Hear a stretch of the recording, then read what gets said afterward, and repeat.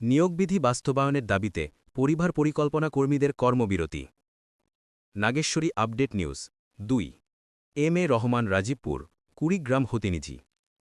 কুড়িগ্রামের রাজীবপুরে নিয়োগবিধি বাস্তবায়নের এক দফা দাবিতে ১০ দিনব্যাপী কর্মবিরতি শুরু করেছেন পরিবার পরিকল্পনা অধিদপ্তরের কর্মীরা। এই সময় পরিবার পরিকল্পনা সেবা ও প্রচার সপ্তাহ বর্জনের ঘোষণাও দিয়েছেন পরিবার পরিকল্পনা কর্মীবৃন্দ। বুধবার ৩ ডিসেম্বর সকাল ১০টায় উপজেলা পরিবার পরিকল্পনা কার্যালয়ের সামনে কর্মবিরতি ও অবস্থান কর্মসূচি পালন করেন পরিবার কল্যাণ পরিদর্শিকা, পরিবার পরিকল্পনা পরিদর্শক ও পরিবার কল্যাণ সহকারীরা। এই সময় পরিবার পরিকল্পনা পরিদর্শক মোহাম্মদ শহীদুল ইসলাম, পরিদর্শিকা আরিফা, পরিবার পরিকল্পনা কল্যাণ সহকারী জান্নাতুল শহীদা বক্তব্য রাখেন।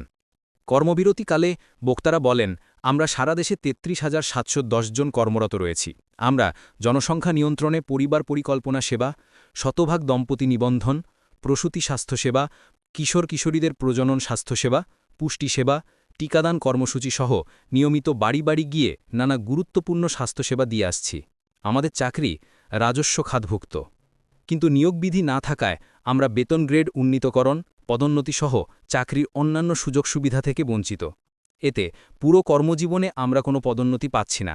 আবার পরিবার কল্যাণ সহকারীরা তৃতীয় শ্রেণীর চাকরিতে ঢুকলেও বেতন চতুর্থ শ্রেণীর।